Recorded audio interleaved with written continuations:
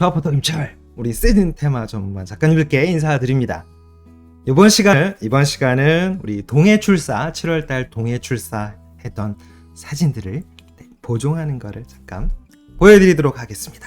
각 작가님들의 성향에 따라 다르게 의도대로 조정하시면 됩니다. 제가 설명드리는 기준은 정답은 아니기 때문에 각 작가님의 예술적인 감흥을 따로 끌어올려 주십시오. 자, 간단하게 사진 한번 잠깐 보겠습니다. 이게 바로 우리 장사리 첫 번째 도착지였었죠. 여기서 촬영된 일출 하고요. 그 다음에 요 일출은 두 번째 날이었죠. 두 번째 날 모포항에서 바로 물통바위 있는 그 앞쪽 일출을 촬영을 했었습니다. 그리고 마지막 날 돌아오면서 이끼계곡 촬영을 했었고요. 그 다음에 이것도 두 번째 날이었었죠. 두 번째 날에 우리 호미곶도 갔었고요. 그 다음에 또 이가리닷 전망대에도 또 다녀왔었죠. 이것도 호미곶이네요. 여기 이 사진이 바로 이가리닷 전망대입니다. 이 상태까지 해서 흑백 사진 보정하는 것도 한번 정리를 해드리고요. 그 다음에 이끼계곡, 그 다음에 일출 이렇게 한번 정리를 한번 해드리도록 하겠습니다. 자, 먼저 일출 사진부터 한번 보겠습니다. 일출. 일단 로우 파일입니다. 로우 파일 이 사진을 좀 더 강렬하게 만들어 보겠습니다. 카메라 로우 파일이니까 일단 1차적으로 카메라 로우 쪽으로 보겠습니다. 수평부터 한번 잡아볼까요? 수평부터 한번 잡아보도록 하겠습니다. 여기 있는 똑바르게 하기 도구로 수평부터 싹 한번 잡고요. 작가님들께서 꽉 찬 화면으로 보실 수 있도록 제가 앞에는 16:9 사이즈로 해드렸고 이 상황에서는 화면으로 영상으로 포토샵 그 패널 안에 보여야 되니까 그대로 3:2 비율을 그대로 유지를 하겠습니다. 자, 지금 이 사진은 그라데이션 필터를 끼고 촬영한 사진입니다. 그라데이션 필터 GND 8번 8번으로 촬영한 사진입니다. 만약에 이쪽 위쪽 부분이 만약에 구름이 위쪽 부분에 딱 걸쳐져 있는데 이게 마음에 안 든다면 자르셔도 좋지만 내용인식으로 다시 컨트롤하는 방법을 말씀을 드리겠습니다. 자, 일단 노출은 맨 마지막에 건드리시고요. 붉고 따뜻한 이런 기운들은 색온도에서 조정하셔도 좋지만요. 이쪽에 있는 색 보정 부분에서 중간, 즉 미드톤 부분을 조치해서 더 붉게 갈 건지 시원하게 갈 건지 이런 상황들은 작가님들이 주도적으로 결정하시면 됩니다. 원래보다 조금 더 빨갛게 한번 만들어 보겠습니다. 이렇게요. 가급적이면 색 온도를 건드리시는 것보다 이렇게 어떤 색감 톤의 분위기는 이 아래쪽에 있는 색 보정 부분으로 하시는 것을 권해드립니다. 그리고 강렬한 거 좋아하시는 작가님들은 텍스처하고 명료도, 그 다음에 안개 현상 제거인 디헤이즈, 색을 강렬하게, 채도는 가급적이면 건드리지 마시고요. 개조가 붕괴될 수 있으니까 이 사이사이에 있는 밝고 어둠의 정도의 등고선처럼 라인이 생기면 너무 과도한 보정을 하고 계시는 거니까 직관적으로 모니터를 보시면서 그 정도까지 되지 않게끔 슬라이더를 잘 조치를 해주시는 게 좋습니다. 어두운 부분은 더 실루엣처럼 보일 수 있게 검정 계열은 조금 더 낮추겠습니다. 자, 밝은 영역은 이미 그라데이션 필터 썼기 때문에 태양의 강렬함이 보일 수 있도록 밝은 부분 하고요. 밝은 영역과 흰색 계열은 살짝만 조금 더 끌어올리겠습니다. 이 정도까지만 하셔도 충분하세요. 일단 그라데이션 필터를 낀 상태로 일출 촬영하시게 되면 사실은 이렇게 현장에서 광학적으로 나중에 브라켓팅 촬영이 아니라 광학적으로 컨트롤이 되면 사실은 후보 정하실 때도 건드려야 될 양이 그렇게 많지가 않습니다. 이 정도만 하셔도 될 것 같습니다. 더 많이 건드릴 필요 없을 것 같아요. 자, 열기에서 갖고 오겠습니다. 이 상황입니다. 자, 위쪽에 있는 요 구름이 마음에 걸리적거리신다 그러면 올가미 도구를 사용해서 요만큼을 잡아 주십시오. 그런 다음에 바로 편집 7 오셔가지고요. 바로 내용을 정경색이 아니라 내용 인식으로 바꿔주신 다음에 확인 누르시면 주변 픽셀 데이터 구조를 확인해서 이렇게 깜짝같이 평준화 시켜줍니다. 이 정도만 하셔도 충분할 것 같습니다. 다시 우리 결과물 보면 제가 16대 9로 맞추는 거고요. 밑에 물결이라든가 배 실루엣이라든가 이런 부분들은 좀 더 강렬하게 하고 싶으시면 조금 더 작가님들이 원하시는 정도에 맞게끔 컨트롤 하시면 되겠죠. 자, 일단 1차적으로 이렇게 하나 더 이번에는 여기가 모포항 쪽 부분이었습니다. 색감톤 일단 먼저 자르기 도구에서 수평 부분부터 물 수평 라인부터 한번 맞춰 보겠습니다. 네, 거의 뭐 수평은 크게 문제가 없는 것 같습니다. 네, 자 이렇게 해서 일단 왔고요. 색을 아까 샘플에 제가 지금 보여드린 것처럼 이렇게 약간 푸릇푸릇한 느낌으로 분위기 색감을 좀 달리 한번 바꿔보도록 하겠습니다. 색온도 쪽 말고 일단 먼저 색 보정 쪽으로 오셔가지고요. 중간 톤 주조적인 부분을 이렇게 오고요. 어두운 영역도 같이 그쪽으로 한번 끌고 가보겠습니다. 이게 이제 기본적인 방향이에요.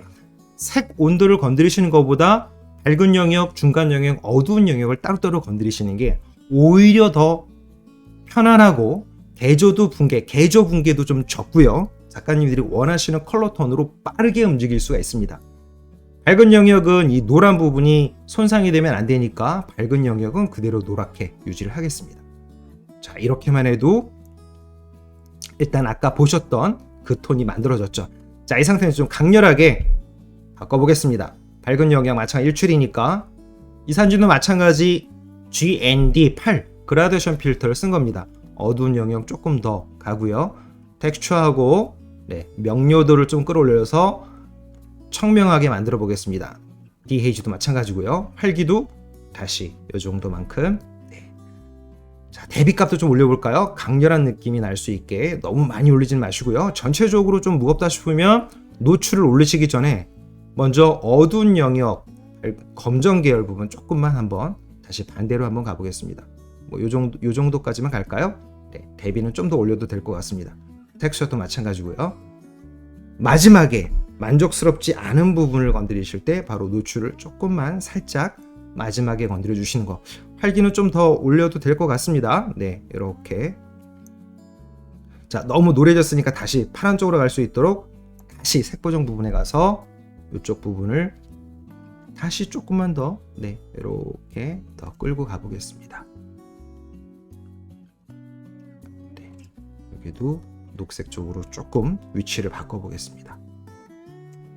됐습니다. 전후 비교해 볼까요? 이렇습니다. 전후 이렇습니다. 열기에서 확인하겠습니다.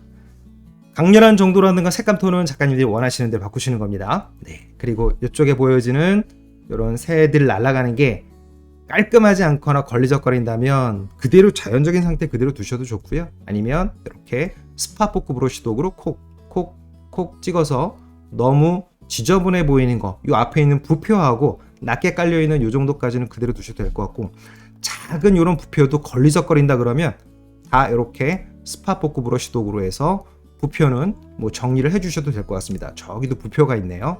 네, 이렇게요. 그 다음에 조리기를 만약에 쪼여서 촬영하시게 되면 센서에 붙어있는 먼지가 사진에 그대로 노출이 되진 않는지 그런 부분도 한번 전체적으로 점검을 하실 필요가 있습니다.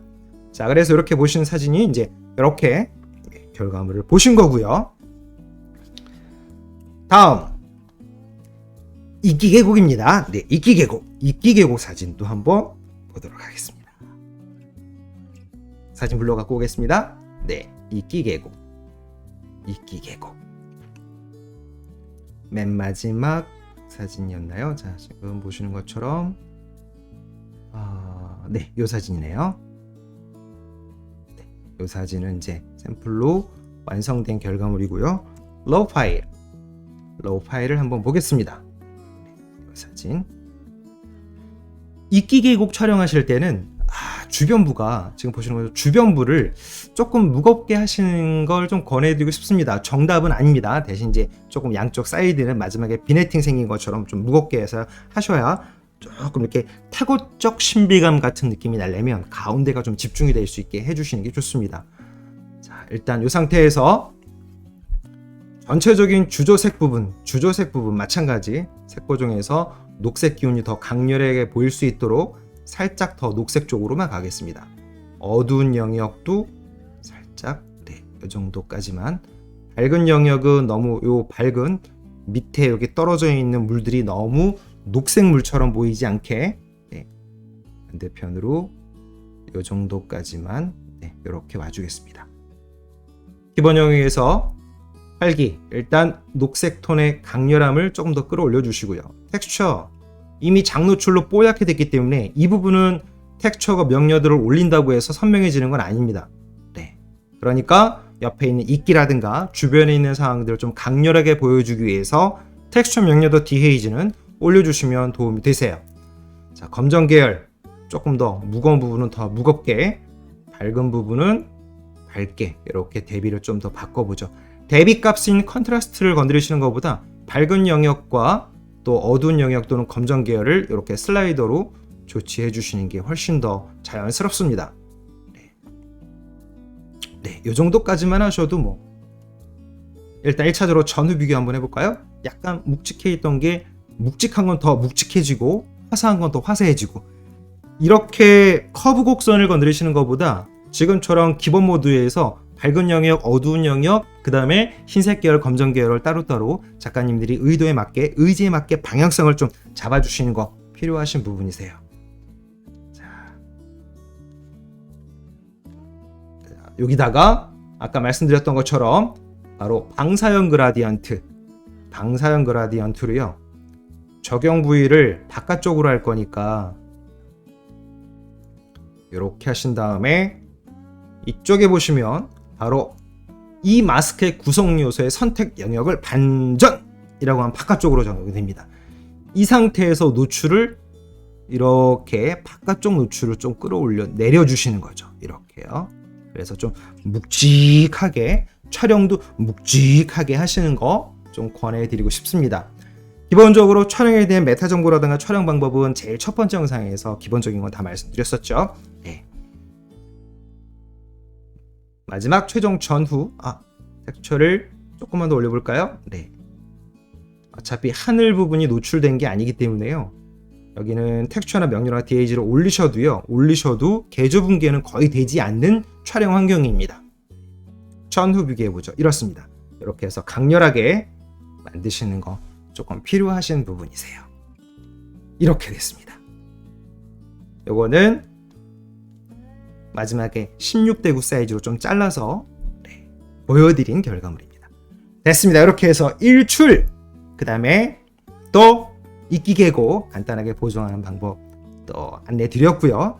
정답은 아니니까 작가님들이 원하시는 방향대로 이렇게 진행을 해주십시오. 다음 영상에서는 우리 흑백, 바닷가 장노출 흑백 사진으로 컨트롤하는 방법 또 한번 안내 드리겠습니다. 감사합니다.